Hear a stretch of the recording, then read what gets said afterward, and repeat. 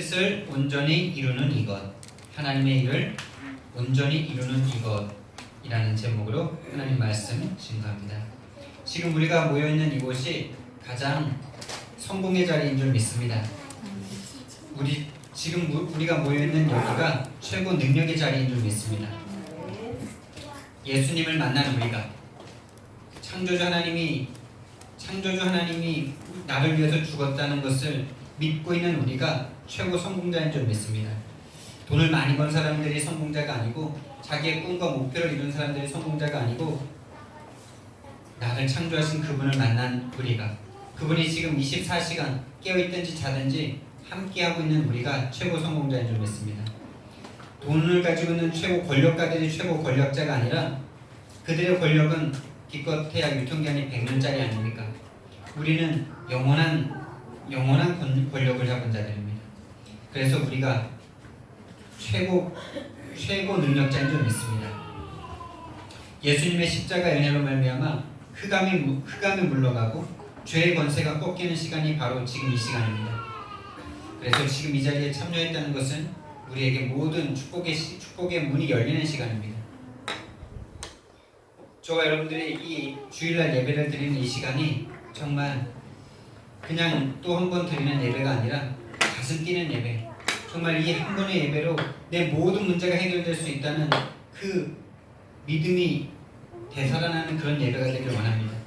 정말로 예수님이 나와 함께 하심이 믿어지는 예배가 된다면, 정말로 예수님이 나를 위해서 십자가에 못 박혀 죽으셔서 지금 나와 함께 하심이 실제로 사실로 믿어진다면 우리의 모든 문제는 해결될 것입니다. 그래서 이 예배 때마다, 오늘 예배에서 주시는 말씀과 은혜로 내가 살아가는 모든 현장을 살릴 힘을 얻는 시간이 되시길 예수님 이름으로 축원드립니다. 우리 모든 사람들은 이 땅에 태어나면 5 현장을 가지고 살아갑니다. 첫 번째로 자기 자신이라는 현장이죠. 가장 중요한 현장입니다. 자기 마음이 어떠냐에 따라서, 자기 상태가 어떠냐에 따라서 이 세상 모든 것이 달라집니다. 내 마음이 정말 힘을 얻고 행복하면은 이 세상이 정말 살아갈 만하고 행복한 것이 되죠. 그래서 제일 힘든 것이 자기 마음을 다스리는 것입니다. 이 마음이 내 마음대로 안 돼요. 참 신기하죠. 내 마음인데 내 마음대로 안 됩니다. 내가 힘을 얻고 싶다고 해서 힘이 나는 게 아니에요. 근데 이 마음에 힘을 얻는다면 우리는 최고로 응답을 받는 것입니다. 그래서 먼저 여러분들이 이 예배를 드리는 이 시간에 여러분들의 마음이 힘을 얻으시기 바랍니다. 여러분들 마음이 정말 행복한 그 상태로 들어가시기를 축원드립니다. 정말로 성령께서 여러분들 안에 들어가셔야만 그것이 될 줄 믿습니다. 그래서 성령을 우리에게 주신 이유가 무엇이냐고 말씀하셨냐면은, 성령을 우리에게 주신 이유가 하나님께서 우리에게 은혜로 주신 것들을 알게 하시기 위해서 성령을 우리에게 주셨다라고 말씀하셨습니다. 은혜로 주신 것들이 무엇입니까? 저와 여러분들의 생명을 주셨잖아요. 저와 여러분들의 인생을 주셨잖아요. 가장 근본적인 것부터 우리는 시작해야 됩니다. 가장 근본적인 감사가 회복이 되어야 됩니다. 저와 여러분들 이 땅에 존재케 하는 그분이 바로 하나님이십니다. 어쩌다 보니까 내가 우연하게 태어난 것이 아니라, 어머니 아버지가 결혼하셔서 내가 우연하게 태어난 것이 아니라, 하나님의 영세는 창세전에 계획과 은혜 가운데 우리 부모님을 통해서 나를 지금 이 땅 가운데 보내신 것이 바로 하나님의 은혜입니다.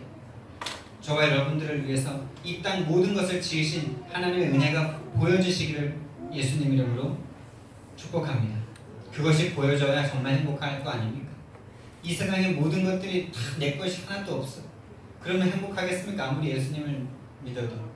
정말 하나님이 나를 위해서 이 땅 모든 것을 나에게 허락해 주셨구나. 참 감사하고 행복하다. 너무나 좋다. 저 바람 부는 저 바람도 나에게 시원하라고 주신 하나님의 선물이구나. 저 나무도 나에게 주신 선물이구나. 저 꽃들도 나에게 주신 선물이구나. 모든 것이 하나님의 선물로 느껴져야 행복하지 않겠습니까? 나를 만나는 모든 사람들이 이 축복 함께 나누라고 주시는 하나님의 선물이구나. 그래서 만나는 사람에게 이 복음 함께 나누고 증거하고, 그래서 만나는 사람을 살리고, 만남이라는 현장이 있죠. 우리 모든 사람들에게 혼자 살아가지 않지 않습니까? 나를 만나는 모든 친구들, 내 주변의 모든 지인들, 직장 동료들, 그것이 우리가 살아가면서 만나는 두 번째 현장이죠.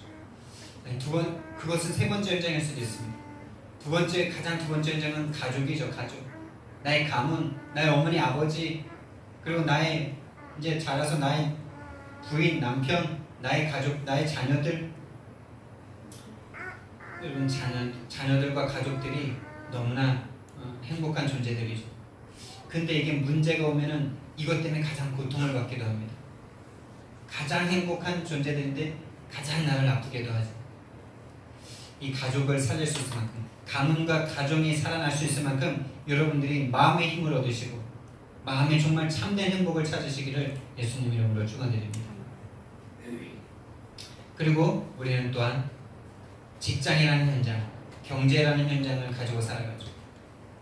직업이라는 현장을 가지고 살아갑니다.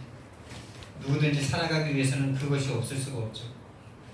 그 현장이 여러분들에게 행복을 주길 바랍니다. 여러분들의 그 직장 현장이 눌려지지 않길 원합니다. 직장 현장이 여러분 손에 잡히길 원합니다. 여러분들이 직장에 잡히는 것이 아니라, 여러분들이 돈에 잡히는 것이 아니라, 여러분들이 그 속에 들어가서 생육하시고 번성하시고 충만하시고 정복하고 다스리시는 역사가 일어나기를, 그래서 정말 경제가 여러분들을 따라오게 되기를, 여러분들이 돈을 따라가는 것이 아니라 돈이 여러분을 따라오게 되기를, 직업 현장이 여러분들의 손에 잡히기를 예수님 이름으로 축원드립니다. 오늘 힘 얻으면 그것이 될 줄 믿습니다. 오늘 눈이 열리면 될 줄 믿습니다. 그 돈을 잡고 있는 사탄 마귀 귀신 세력이 보이고 내가 그것을 깨뜨려 버려야 될 하나님의 군대가 되어진다면 보여줄 줄 믿습니다. 그리고 우리는 지역이라는 현장을 가지고 살아가죠. 누구든지 어느 곳에 어느 나라에 태어나든지 간에 그냥 그 사람이 그곳에 사는 그곳이 바로 현장이에요. 그런데 그곳에 이미 사탄이 장악하고 있어요. 그것 마귀 귀신 세력이 장악하고 있어요. 강한 자가, 공중권세 잡은 자가, 이 세상의 신이, 이 세상의 임금이 불순종의 아들들 가운데서 역사하고 있습니다.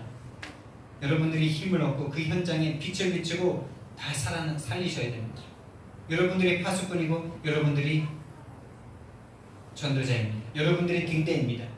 그곳에 어두운 곳에, 어둠에 잡혀있는 그곳에, 흑암과 혼돈과 공허가 가득한 그곳에 그리스도의 빛으로 비추실 수 있기를 바랍니다.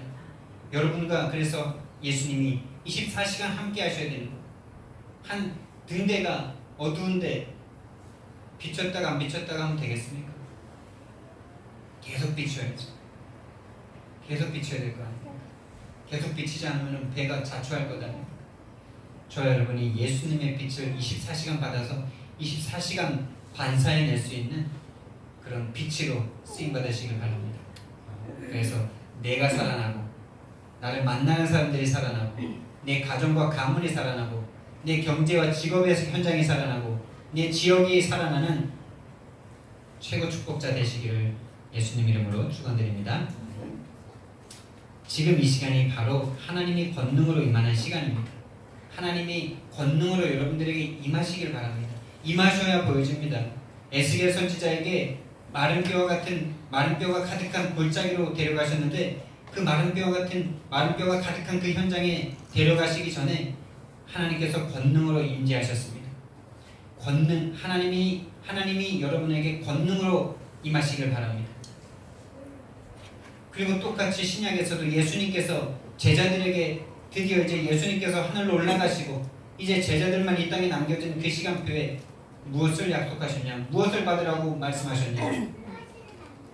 이제 너희가 3년 동안 나에게 듣고 보고 배웠으니까 또 부활한 나의 말씀을 들었으니까 이제 나가서 막 전해라 이러지 않으시고 하나님께서 아버지께서 약속하신 것을 기다리라. 여러분 이것이 아니면 절대로 안 됩니다. 여러분들이 아무리 하나님의 자녀라 해도 이 힘을 공급받지 못하면은 여러분들이 현장에서 이길 수 없을 거예요. 여러분 자신도 아마 살지 못할 거예요. 여러분 자신 안에도 행복이 생겨지지 않을 거예요. 여러분에게 성령이 임하시기를 바랍니다. 성령이 임하셔서 권능을 받으시길 바랍니다. 오직 성령이 너희에게 임하시면 너희가 권능을 받고 라고 말씀하셨어요.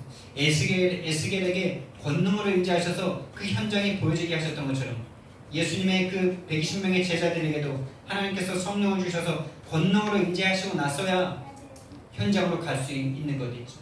현장이 보여지는 것 있죠. 그때야 현장이 보여지는 겁니다. 나라는 현장이 그때 보여지는 거예요. 내가 얼마나 죄인인지, 내가 지금도 예수 그리스도의 은혜가 아니면 십자가의 보혈이 아니면은 죽을 수밖에 없는 죄인이 죽어있는 내가 보여지는 거예요. 보여지니까 살 수 있는 거예요. 죽어있음이 보여지니까 다시 살 수 있는 거예요. 죽어있음이 보여지니까 예수님의 은혜만 붙잡게 되는 거예요. 죽어있다는 걸 모르면 할만하지, 내가 할 수 있지, 이 생각 가지면요 하나님과 반대되는 생각이기 때문에 성령께서 절대 역사하지 않으시겠죠. 네가 할 수 있다면 네가 해봐라 이러시겠죠. 여러분, 우리는 우리 힘으로 아무것도 할 수 없다는 것이 보여줘야 할 줄 믿습니다. 전적 타락해서 완전한 죄인이어서 예수님의 자녀가 됐어, 하나님의 자녀가 됐어도 여전히 창세기 3장, 6장, 11장에 각인 뿌리쳐질러 내 것으로 자꾸 하려는 나, 하나님보다 높이 올라가려고 하는 나, 이런 내가 보여줘야, 지금도 나를 사탄이 후시탐탐 노리고 우는 사자처럼 나를 삼키려고 하는구나, 이것이 보여줘야 그 사탄을 이길 수 있는 힘이 나에게 없음을 우리가 깨달아야, 알아야, 사탄이 내가 이길 수 없다는 것을 알기 때문에 예수만 붙잡게 되는 거죠. 예수만 붙잡는 겁니다. 그것을 성령께서 하시는 겁니다. 나에게 예수만 필요하다는 사실을 보이게 하는 것이 바로 성령님께서 내 안에 오시는 것입니다. 성령님이 임하시고 권능을 받는 시간, 권능을 받는 예배 시간이 되시기를 정말로 예수님 이름으로 축복드립니다. 그 힘이 임해야 내가 보여지고 나를 만나는 사람들이 보여지고 마른 뼈 같은 영혼으로 지금 죽어가고 있구나, 이미 죽어 있구나, 내가 사랑하는 저 친구가, 내가 사랑하는 내 아빠 엄마가, 내가 사랑하는 내 자녀들이 살아있는 것 같지만 살아있는 게 아니구나, 허물과제로 죽어있는 상태구나, 그것이 보여줘야 됩니다. 그것이 보여줘야 기도가 나올 것 아닙니까? 그게 안 보이면 기도 안 나옵니다. 왜? 내가 돈 벌어서 살면 되니까. 하나님의 힘 필요 없거든. 계속 내가 하면 될 것 같고, 돈이 있으면 될 것 같고, 하나님보다 그게 더 필요한 것 같고, 하나님의 권능보다는 그게 더 필요한 것 같이 보여지죠. 절대로 기도가 안 됩니다. 그게 보여줘야 기도가 되고, 정말로 그게 보여질 때 흑암이 꺾여지는 것입니다. 우리가 언제 흑암이 꺾입니까, 여러분?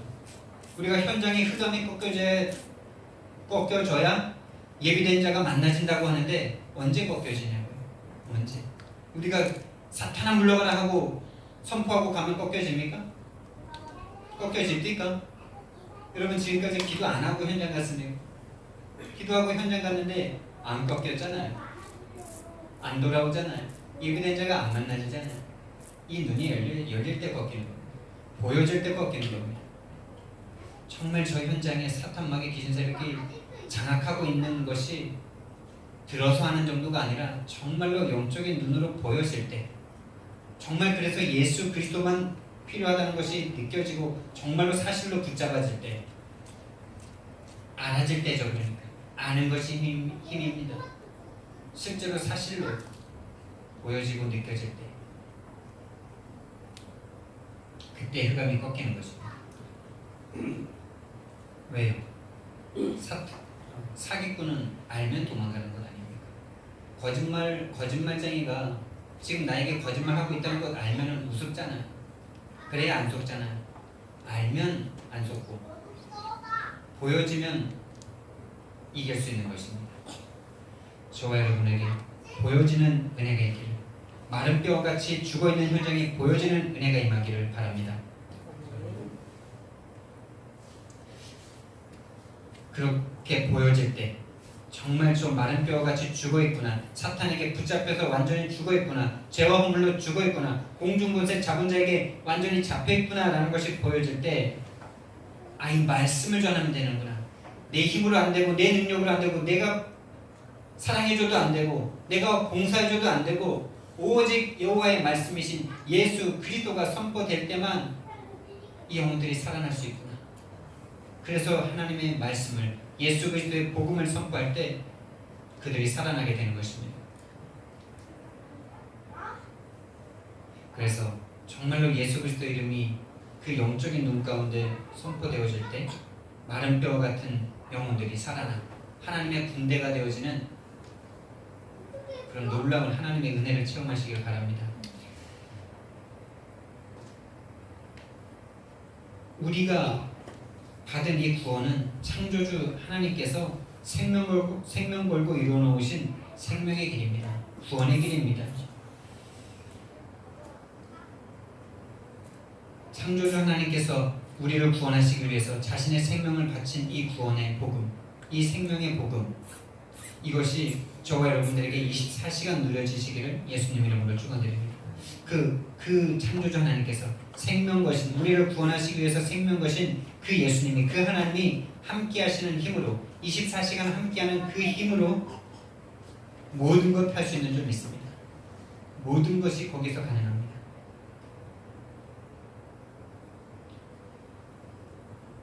오늘 성경 말씀을 우리가 함께 보기 원하는데요. 오늘 본문에서 보니까요, 제자들이 이제 먹을 양식을 사러 구하러 갔다가 이제 예수님께로 되돌아온 것입니다. 사마리아 여자와 말씀하고 있는 예수님께 이제 제자들이 말을 합니다. 예수님, 이제 점심때가 훨씬 지났으니까 잡수십시오. 이러니까 예수님께서 이렇게 말씀하십니다. 32절 말씀에 이르시되 내게는 너희가 알지 못하는 먹을 양식이 있느니라. 너희가 알지 못하는 먹을 양식이 있느니라. 이렇게 말씀하십니다. 여기서 너희는 누굽니까? 제자들이죠. 육신에 속해 있는 사람들을 말하는 것입니다. 사람들이 알지 못하는, 이 육신의 세계로는 알지 못하는 먹을 양식, 그것이 있다라고 말씀하고 계시는 것입니다. 바로 영혼의 양식을 말씀하는 것이죠. 영의 양식을 말씀하시는 것이죠. 예수님께 사탄 마귀가 시험할 때 돌을 떡덩이가 되게 해서 먹으라 라고 말씀하셨을 때 사람이 떡으로만 살 것이 아니요 하나님의 입에서 나오는 말씀으로 살 것이다 라고 말씀하신 것처럼 그 양식, 다른 양식이 있다는 것입니다. 그 양식이 무엇이라고 말씀하시고 계십니까? 34절 말씀해 보니까 나의 양식은 나를 보내신 이의 뜻을 행하며 그의 일을 온전히 이루는 이것이니라. 나의 양식은 나를 보내신 이의 뜻을 행하며 그의 일을 온전히 이루는 이것이니라. 이것이 저와 여러분들에게도 정말로 양식이 되길 바랍니다. 나를 보내신 이 하나님의 뜻을 행하고 하나님의 일을 온전히 이루는 것이 예수님의 양식이다. 여러분, 그렇다면 나를 보내신 이의 뜻이 무엇입니까? 하나님의 뜻이 무엇입니까? 하나님의 절대적인 뜻은 무엇일까요? 요한복음 6장 39절 말씀에 보니까 그 정확한 뜻이 나와요. 예수님께서 딱 말씀을 해주십니다. 유대인들과 대화를 하시는 가운데 썩을 양식을 위하여 일하지 말고 영생하도록 있는 양식을 위하여 일하라 이렇게 말씀을 하시니까 그 유대인들이 영생하도록 있는 양식을 얻고 싶어서 그러면 우리가 어떻게 하여야 하나님의 일을 하겠습니까? 이렇게 질문을 합니다.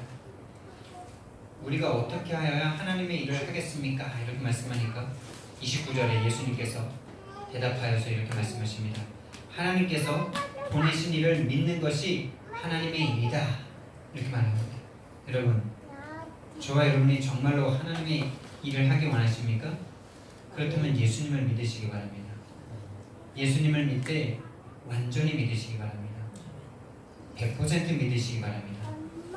99% 믿지 마시고 100% 믿으시기 바랍니다. 완전히 믿으라는 거예요.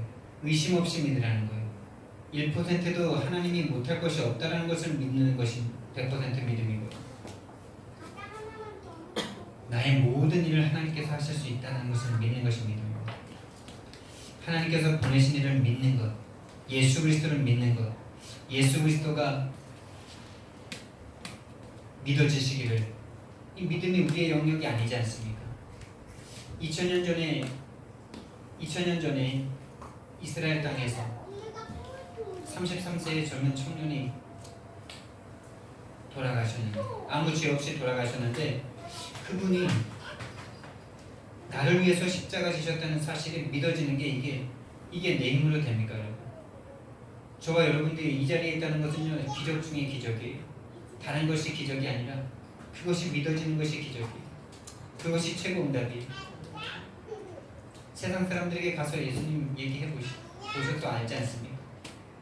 안 믿잖아, 웃잖아, 비웃잖아.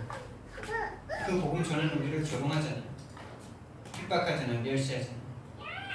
근데 그것이 우리에게 믿어졌잖아.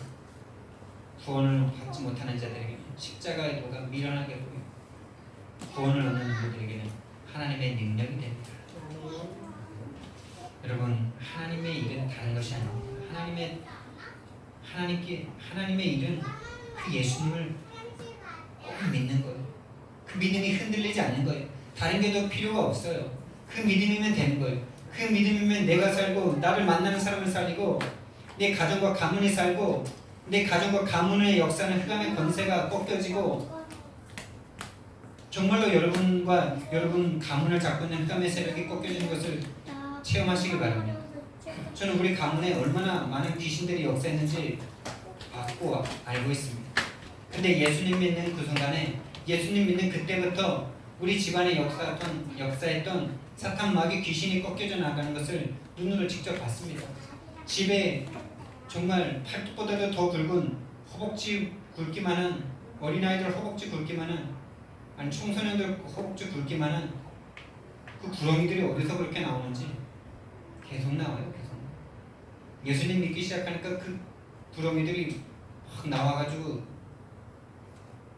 다 잡혀버리는 거예요. 다 잡혀버려요.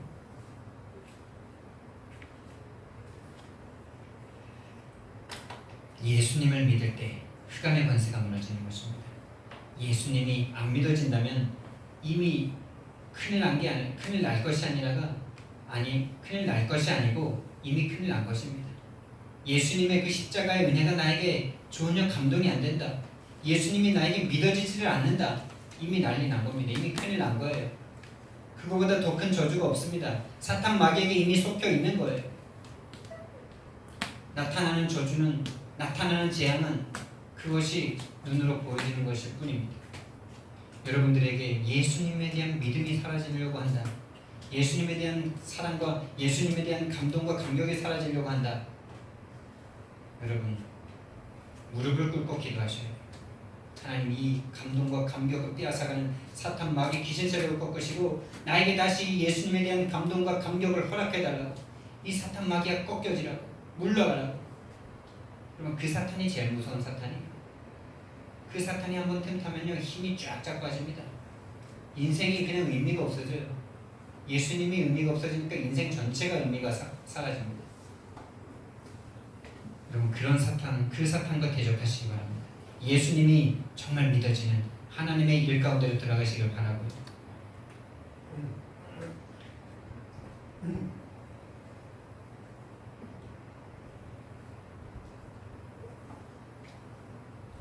그리고 하나님의 뜻을 행하는 것이 나의 양식이다, 이렇게 말씀하셨어요.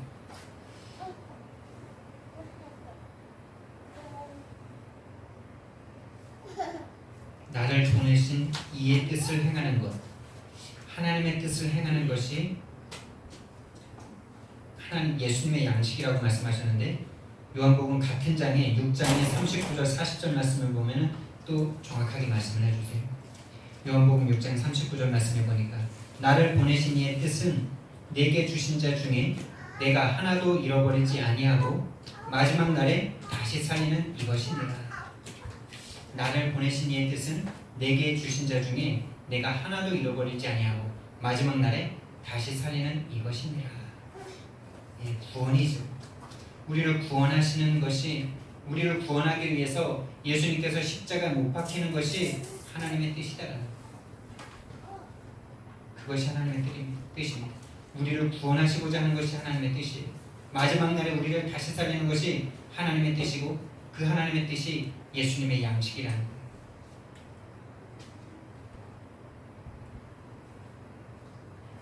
네 아버지의 뜻은 40절 말씀해 보니까요. 네 아버지의 뜻은 아들을 보고 믿는 자마다 영생을 얻는 이것이다. 아들을 보고 믿는 자마다 영생을 얻는 이것이다. 그게 하나님 아버지의 뜻입니다. 그게 예수님의 양식입니다. 우리가 얻은 영생은 다른 것이 아니라 예수님이 내 안에 들어오신 것이잖아요. 어제도 제가 장례식을 다녀왔는데 믿는 사람들인데도 참 죽음에 대한 고통과 아픔이 있어요. 예, 분명히 있죠. 분명히 헤어짐의 상실감은 있죠. 그러나 우리는 알지 않습니다. 죽음이 끝이 아니라 새로운 시작이라는 것을, 영원한 세계의 시작이라는 것을 알잖아요. 영생이라는 것도 참 기독교들이 너무나 모르고 살아가고 있어요. 영생이 곧 마치 죽어서 영원토록 오랫동안 사는 것이라고 생각해요. 영생이라는 것, 여러분 영원이라는 것, 그게 긴 시간입니까 여러분? 긴 시간일까요? 물론 긴 시간 포함입니다. 그게 아니라는 건 아니에요.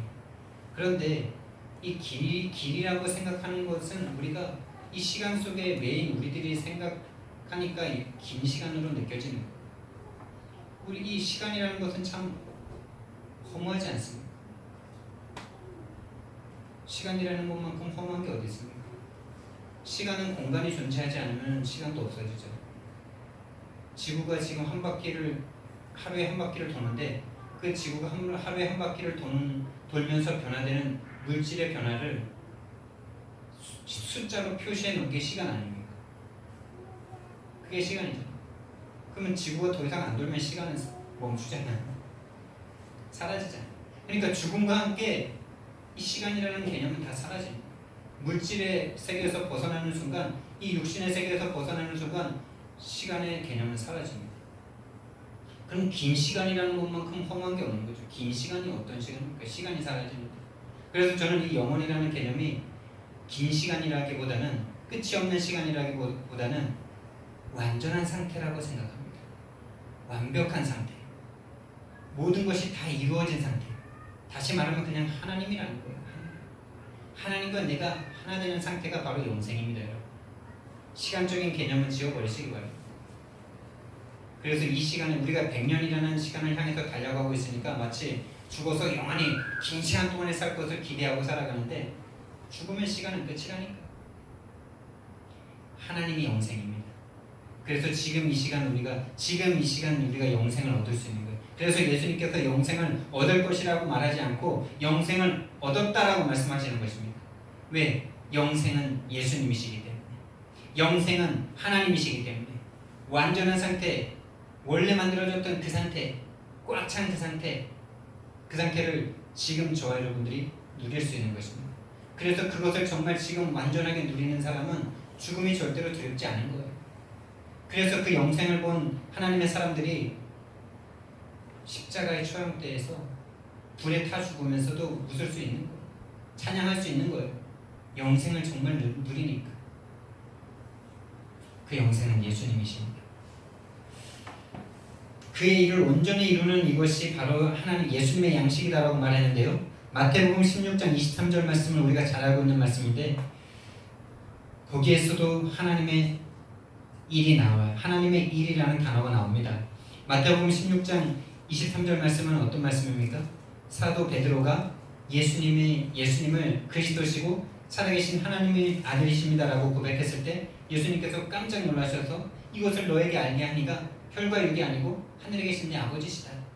이 반석이가 내가 내 교회를 세울 것인데 음부의 권세를 꺾는 권세를 주고 천국 열쇠를 너에게 줄 것이다. 이러니까 사도 베드로가 너무나 기분이 좋은 거예요.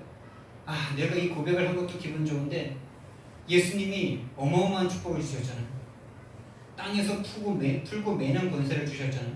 천국 열쇠의 축복을 주셨잖아요. 와, 정말 내가 내 금을 버려두고 예수님을 쫓길 정말 잘했다. 막 이렇게 막 가슴이 막 부풀어 있는데 예수님께서 아주 중요한 성경 말씀이 나오죠. 이때로부터, 그때야 비로소 이런 단어가 나와요. 그때에 비로소 예수님께서 자신이 고난받고 죽고 제3일에 살아날 것을 말씀하십니다. 예수님의 진짜 사역을 이제 말씀하시는 거죠. 근데 그랬더니 어떻게 나옵니까? 베드로 예수님을 붙잡고 항변했다 그래요. 예수님을 붙잡고 항변했대. 항변이라는 말은 대들었다는 거죠. 한마디로 대들었다는 거예요. 예수님이 어디를 붙잡고 항변했을까요? 멱살이라도 붙잡고 싶었겠지만 선생님이니까 스승님이니까 멱살은 못 붙잡았겠고 어깨 정도 막 붙잡고 막 예수님 그런 일이 어떻게 일어날 수 있습니까? 이러면서 그러니까 예수님이 아이고 그래 내가 제자 잘 키웠다. 내가 죽는다고 말하니까 내 제자가 그래 죽지 못하게 하는구나. 아이고 보람된다. 이러셔야 세상 스승으로서의 그런 어떤 게 맞지 않겠어요? 세상 스승이라면 그렇게 말하지 않겠어요? 아이고 그래 내가 제자 잘 키웠다. 내가 죽는다 그러는데 어이구 주님 잘 죽으십시오. 이러면 그게 제자겠습니까? 인간적인 눈으로 봤을 때는 베드로가 잘하고 있는 거예요. 잘하고 있는 것 아닙니까? 아니 여러분들의 스승이 죽는다는데 아이고 잘 죽으십시오. 감사합니다. 저를 위해서 죽어주신다니까 너무나 감사합니다. 영광입니다. 이러겠어요? 예를 들면 제가 죽는다 그러면 여러분들이 못 죽게 하겠죠. 당연한 거 아니에요? 사도 베드로가 이상한 사람이 아니라 당연한 행동을 하고 있는 거예요. 세상 상식에 의해서 보면은 맞는 행동이에요. 제자로서 해야 될 행동이에요. 근데 예수님께서 그 맞는 말을 하고 있는 제자 베드로에게 어떻게 행하십니까? 사도 베드로가 지금 기분이 확 떴다가 예수님이 고난받고 죽는다니까 안색이 변해서 예수님을 붙잡았을 것 아닙니까? 안색이 변해가지고 얼굴이 하얘져가지고 지금 나를 축복해줘야 될 예수님이 지금 어디 지금 죽으십니까? 이런 동기와 함께 또 인간적인 상식에 의한 자기의 도리에 맞게 예수님께 죽으실 수 없다라고 말하는 것 아닙니까? 그랬더니 예수님께서 아이고 내 착한 제자야 그래 고맙다 이래야 되는데 이 더러운 사탄아 내일로 물러가 이러면서 네가 하나님의 일을 생각하지 아니하고 도리어 사람의 일을 생각하는도다 이렇게 말씀합니다. 여기에서 하나님의 일이 나오죠. 하나님의 일은 무엇입니까? 하나님의 일은 이스라엘 민족을 이 세상에서 우뚝 세우는 것이 아니에요. 저와 여러분들을 이 땅에서 성공시켜가지고 높은 자리에 올리시는 게 아니에요. 그것은 하나님의 일이 아닙니다. 하나님의 일은 저와 여러분을 구원하시는 거예요. 예수님의 일은 이스라엘을 구원하시는 것이 아니라 전 세계를 구원하시는 거예요. 베드로를 축복하는 것이 아니라 베드로를 축복해서 이 축복의 권세로 전 세계를 전도하게 하시는 거예요. 그게 하나님의 일입니다. 그게 예수님의 일이에요.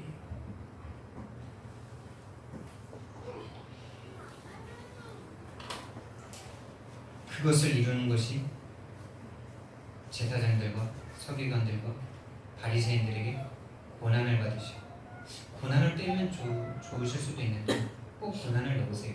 이것과 똑같은 말을 마태복음에서 3번 반복을 하시거든요. 똑같이 고난, 죽음, 부활을 말씀하세요. 고난받고 죽고 부활할 것이다. 여러분 고난 좀 안 받고 죽으시면 안 됩니까? 그냥 좀 깨끗하게 십자가만 딱 지시면 안 됩니까? 채찍 안 맞고 모욕 안 당하고 조롱 안 당하고 침뱉음 안 당하고 뺨 안 맞으시고 주먹으로 안 맞고 발로 채이고 갈대로 얼굴 맞지 않으시고 좀 멋지게 내가 구원자다 이러면서 십자가 딱 지시고 죽으시고 구원하시면 안 되겠습니까? 그런데 성경 말씀에 보니까 이사야서의 말씀에 보니까 그분이 고난을 당하고 그가 채찍에 맞음으로 우리가 평화를 그가 상함으로 우리가 나음을 입어도다라고 해서 그분의 고난이 반드시 필요하고 그것을 볼 때 우리의 죄가 느껴지는 내가 그렇게 내 죄가 그렇게 심각하다는 것을 느끼는 거. 그래서 예수님 앞에 하나님 앞에 무릎 꿇고 회개하는 거. 거기에 참된 치유가 있습니다. 여러분과 저에게 정말로 회개의 역사가 일어나길 바랍니다. 예수님 앞에 십자가 앞에 무릎 꿇고 정말 하나님 나의 나음을 위해서 나를 살리시기 위해서 고난받으신 예수님 앞에 정말 참된 회개가 일어나시길 바랍니다. 사람의 일을 자꾸 생각하지 마시기 바랍니다. 하나님께서 여러분들을 사탄이라고 부르실 수 있습니다. 우리는 우리의 정체성을 계속 회복하셔야 됩니다. 우리는 영세전에 창세전에 예비하셔서 하나님의 일을 하라고 이 땅에 보냄받은 하나님의 사람들인 것입니다. 하나님의 일, 하나님의 구원의 일을 하라고 예수님과 같이 그 일을 하라고 우리를 땅에 보내셨는데 자꾸 사람의 일을 생각하면요, 사도 베드로처럼 이 사탄아 뒤로 물러가라 이렇게 말씀하십니다. 마가복음 3장 35절 말씀에서는 이런 말씀이 있어요. 이제 예수님이 막 사역을 하고 계시는데 예수님의 형제와 자매들이 그 동생들이겠죠. 동생들과 이제 자매들이겠죠. 또 어머니와 함께 무슨 급한 일이 생겼는지 다 찾아왔어요. 그래서 막 말씀을 듣고 있던 사람들이 보십시오, 당신의 형제와 어머님이 오셨습니다 이렇게 말을 합니다. 그랬더니 예수님께서 쳐다보지도 않고 누가 내 형제고 누가 내 어머니냐 이러면서 하나님의 뜻대로 행하는 자라야 내 형제고 내 자매고 내 어머니다 이렇게 말을 합니다. 어찌 보면 되게 매정하실 수도 있는 말이에요. 자신의 형제와 어머님이 지금 자기를 찾아왔는데 그렇게 말씀하시는 거예요. 여러분, 정말 예수님은 이 가족에게도 묶이지 않는 분이십니다. 인류를 구원하러 오신 분이기 때문에, 전 세계를 구원하러 오신 분이기 때문에 자신의 어머니, 자신을 낳아주신 어머니, 아버지, 자신의 동생들, 자신의 여동생들, 남동생들, 이자들 또한 자기를 그리스도로 믿지 않는다면 내 형제 아니라는 거예요. 그럼 우리도 이런 마음을 가져야 돼요. 나에게 친한 사람이기 때문에, 나에게 중요한 사람이기 때문에 나에게 소중한 사람이 아니라 정말로 예수님의 복음을 함께 나눈 그 사람이 귀한 사람으로 보이시길 바랍니다. 여러분들에게 이익을 주고 여러분들에게 좋게 하고 여러분들을 친하다고 해서 그 사람이 친구가 아니라 이제는 정말 우리의 친구가 누구냐, 우리의 정말 가족이 누구냐, 예수님을 믿는 사람, 예수님을 구주로 믿는 사람. 그래서 우리가 태신자로 놓고 기도하는 많은 사람들이 있는데 그 사람들 중에 정말 누가 귀한 사람입니까? 아무도 귀한 사람 없어요. 정말로 예수님을 믿는 사람이 귀한 사람입니다. 우리의 가치 기준을 바꿔야 돼요. 나랑 친하다고 해서 복음 받아야 된다. 맞죠? 맞지만 복음을 받지 않는다면 나에게 가치 없는 사람일 수 있는 거예요. 언젠가는 구원의 복음이 임할 수도 있겠지만 내가 정말로 신경 써야 될 사람은 이 복음의 가치를 알고 믿는 사람에게 신경을 써야 되는 것입니다.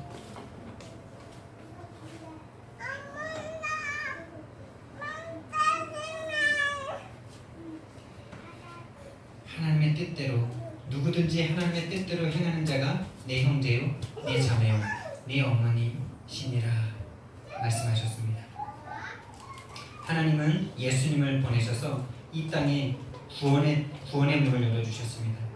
구원의 날이요 은혜 받을 만한 때가 바로 이때라고 말씀하셨어요. 그러면서 예수님께서 뭐라고 말씀하셨나요?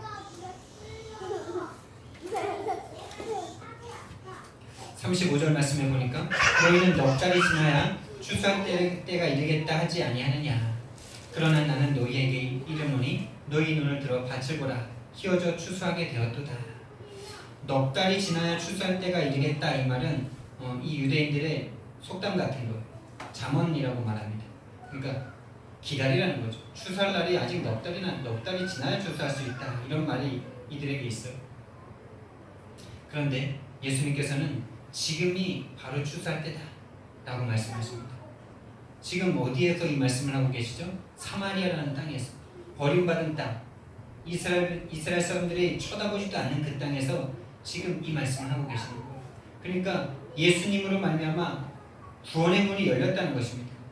전도의 문이 열렸다는 것입니다. 선교의 문이 열렸다는 것입니다. 전 세계에 하나님의 구원의 문이 임하는 시간표가 임했다는 거예요.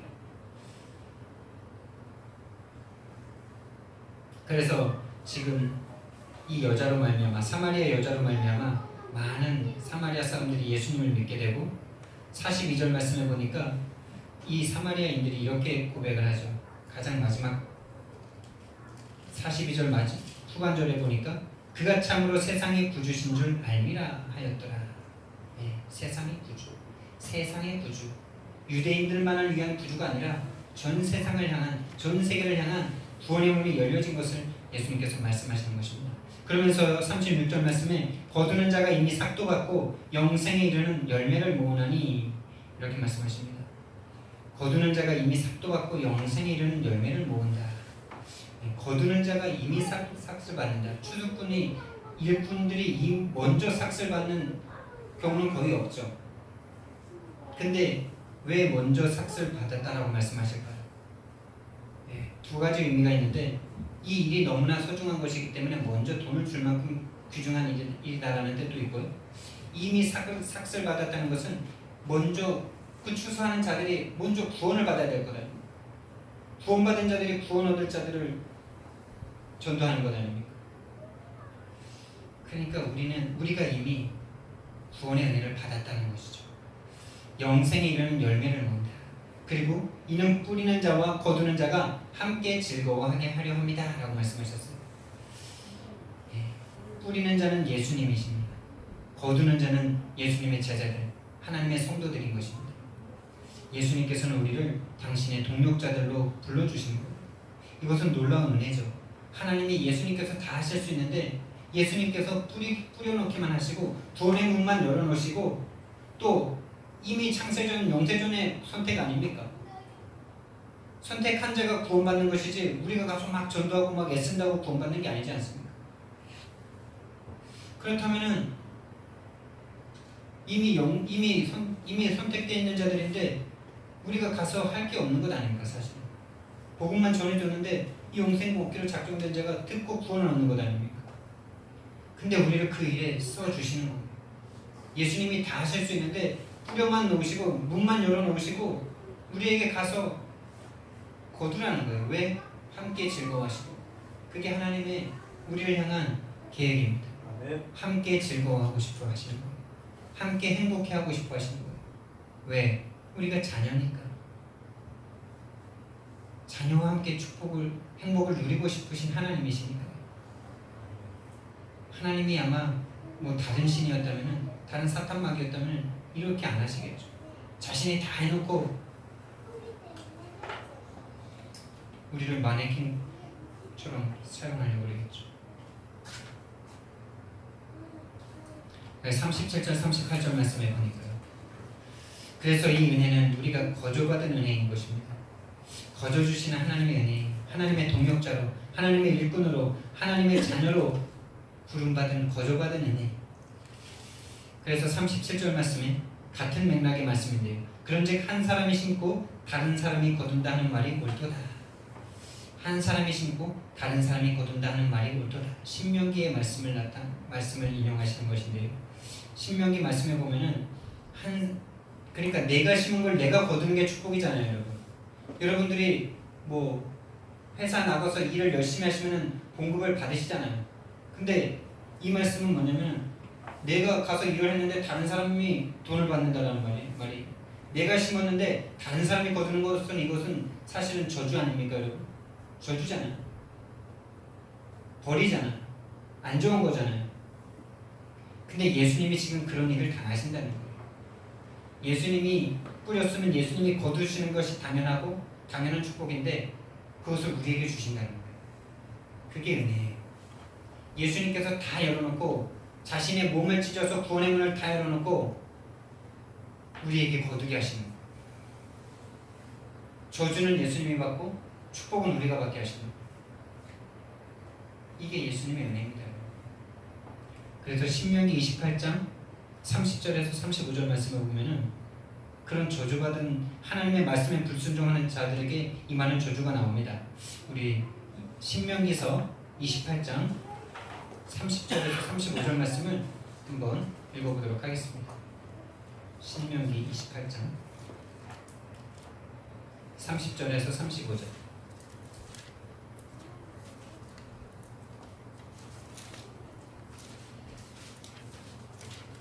신명기 28장 30절에서 35절까지 말씀을 제가 읽어드리겠습니다. 네가 여자와 약혼하였으나 다른 사람이 그 여자와 같이 동침할 것이요 집을 건축하였으나 거기에 거주하지 못할 것이요 포도원을 심었으나 네가 그 열매를 따지 못할 것이며 네 소를 네 목전에서 잡았으나 네가 먹지 못할 것이며 네 나귀를 네 목전에서 빼앗겨도 도로 찾지 못할 것이며 네 양을 원수에게 빼앗길 것이나 너를 도와줄 자가 없을 것이며 네 자녀를 다른 민족에게 빼앗기고 종일 생각하고 찾음으로 눈이 피곤하여지나 내 손에 힘이 없을 것이며 내 토지 소산과 내 쑥을 얻은 것을 네가 알지 못하는 민족이 먹겠고 너는 항상 압제와 학대를 받을 뿐이니 이러므로 내 눈에 보이는 일로 말미암아 네가 미치리라. 여호와께서 내 무릎과 다리를 쳐서 고치지 못할 심한 종기를 생기게 하여 발바닥에서부터 정수리까지 이르게 하시리라. 네. 하나님께 불순종하는 자가 받을 저주를 말씀하고 있습니다. 그러니까 내가 노력했는데 다른 사람이 내 걸 다 빼앗아 가는 거예요. 내가 분명히 심었는데 내가 못 거두고 다른 사람이 취해가는 거예요. 내가 사랑하는 여자인데 다른 사람이 가져가는 거예요. 이런 일을 당한다는 거예요. 하나님께 불순종하는 자가. 근데 예수님께서 지금 그런 일을 당하시는 거예요. 자신이 생명을 바쳐서 십자가에서 생명을 버리셨는데 자기가 못 거두시고 우리에게 거두게 하신다는 거예요. 그러니까 전도와 선교는 얼마나 큰 축복입니까? 하늘에서 그래서요 38절 말씀도 같은 맥락의 말씀인데요. 내가 너희를 노력하지 아니한 것을 거두려 보내었노니 다른 사람들은 노력하였고 너희는 그들이 노력한 것에 참여하였느니라. 참 이게 세상 상식에 세상 가치관에 세상 세계관에 절대 안 맞아요. 이게 불안당들만 이런 것 받지 않습니까? 불안당들이 바라는 것 아닙니까? 그런데 이 영적인 세계는 영적인 하나님의 은혜는 이렇다는 거예요. 그래서 하나님의 세계는 절대 이성적으로 해석 안 돼요. 이성적인 지식으로 상식으로 하나님의 나라를 판단하시면 판단이 안 될 겁니다. 거저주시는 은혜예요. 거저주시는 은혜. 이 구원의 은혜가 거저주시지 않으면 받을 수 없기 때문에 거저주시는 거예요. 다른 사람들은 노력하였고 너희는 그들이 노력한 것에 참여하였느니라. 다른 사람들과 그들이 도대체 누굴까요? 저는 하나님, 예수님, 성령님이라고 보여지더라고요. 주석에도 안 나오더라고요. 다른 사람들이 누군지. 다른 사람들은 노력하여 너희는 그들이 노력한 것에 참여하였느니라. 하나님의 열심, 하나님의 구원을 위한 계획, 예수님의 그 구원을 위한 십자가 지심, 그 구원을 성취하시는 성령님, 그분들이 행하신 그 일에 우리가 참여하는 것입니다. 얼마나 놀라운 은혜입니까? 전도와 선교는 우리의 힘으로 하는 것이 아닙니다. 우리의 능력으로 우리의 가진 것으로 하는 것이 아닙니다. 하나님께서 다 이루어 놓으신 것을, 주님께서 뿌려 놓으신 것을 거저 주어 담는 것이 바로 전도와 선교입니다. 그래서 우리가 누군가를, 수많은 사람들을 전도하고 구원했다고 해서 어깨에 힘들어간다, 목에 힘들어간다, 이 사람은 반드시 무너질 것입니다. 하나님의 은혜를 모르고 하는 것이기 때문에. 저 여러분에게는 정말 전도와 선교가 나와 여러분들을 통해서 많이 일어난다 해도 하나님께서 나에게 은혜 주신 것입니다. 하나님께서 행하신 것을 내가 같이 누렸을 뿐입니다. 종의 자세를 취하시기를 바랍니다. 종의 자세가 되지 않으면 사실은 그런 일도 일어날 수 없죠. 일어난다면 그게 더 저주죠. 종의 자세가 되지 않는데. 결론적으로요, 정말 우리가 진정한 감사가 회복되시기를 예수님 이름으로 축원드립니다.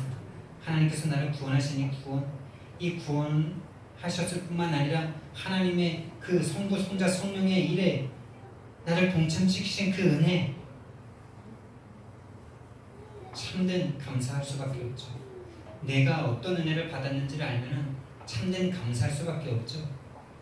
여러분, 진정한 감사가 돼야 진정한 기도가 되는 것입니다. 사실 우리가 어떤 일 때문에 괴로워서 기도하는 것은 그건 이미 기도가 아닌 것입니다. 물론 기도죠. 기도가 아닌 것은 아닙니다. 그러나 그 기도가 그렇게 내 문제 때문에, 내 고통 때문에 깊은 기도 속으로 들어가는데 하나님께서 그 고통과 어려움 때문에 하는 그 기도에 감사를 주시게 돼 있어요. 이 감사가 될 때 진짜 응답이 이미 된 거고 응답이 그때 따라오는 것입니다. 여러분들이 문제를 놓고 기도하셔야 되죠. 어려우면 문제를 놓고 신음소리라도 기도를 하셔야 되죠. 근데 정말 기도 속으로 들어가는데 그 고통의 신음소리가 바뀌어서 참된 감사가 되어질 만큼 하나님의 은혜가 여러분들 가슴속에 체험되시는 것입니다.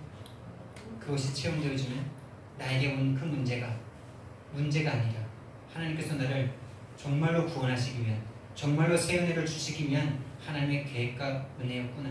그것이 깨달아지니까 참된 감사가 되고 참된 응답이 거기서부터 시작이 되는 것입니다. 거기에 참된 평안이 있는 거죠. 참된 평강이 있는 거죠. 그래서 응답의 첫 시작은 참된 평안인 것입니다. 우리 함께교회가 예수님처럼 온전히 이룰 하나님의 일은 무엇이냐? 우리 함께교회가 먹을 양식은 무엇이냐? 우리 함께교회가 온전히 이룰 하나님의 일은 다른 것이 아니라 지난주에 우리 함께교회 미션을 말씀했던 그 미션입니다. 24시간 하나님과 함께하는 것이 하나님이 우리 함께교회를 향한 이루시고자 하는 하나님의 일인 것입니다. 그 일 속으로 들어가시기를 예수님 이름으로 축원드립니다. 자든지 깨든지 함께하시는 그 속으로 들어가시기 바랍니다. 그 힘이 모든 것이 깨달아지고 누려지시고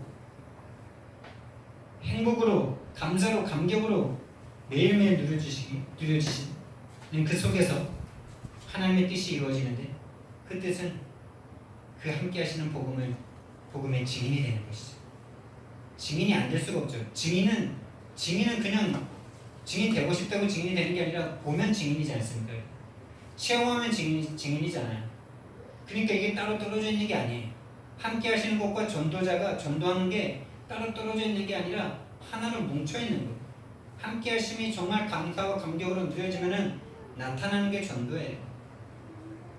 그게 요셉의 누린 전도 아닙니까? 함께 하심이 보디발에게 보여준 은혜. 그래서 우리 함께교회를 향한 하나님의 일은 24시 함께하는 것이고 하나님의 뜻은 증인하는 것이고 증거하는 것입니다. 그래서 우리가 할 것은 다른 것이 아니라 오직 예수님께 집중하는 것인데 갈라디아서 2장 20절 말씀에 정말 집중해 보시기 바랍니다. 정말 내가 예수 그리스도와 함께 십자가에 못 박혔느니 그런즉 이제는 내가 사는 것이 아니에요. 나를 사랑하사 자기 몸을 버리신 하나님의 아들의 이름을 믿는 믿음으로 사는 것이다. 여러분, 절대 불가능한 나, 실패할 수밖에 없는 나, 죄와 저주와 재앙에 묶일 수밖에 없는 나, 우상 숭배로 멸망받은 나, 나의 가문, 그 모든 것들은 다 십자가에 못 박으시고 이제 다시 살게 하신, 다시 살아나신 예수님과 함께 새로운 인생 사시기를 예수님 이름으로 축원드립니다. 사랑의 하나님,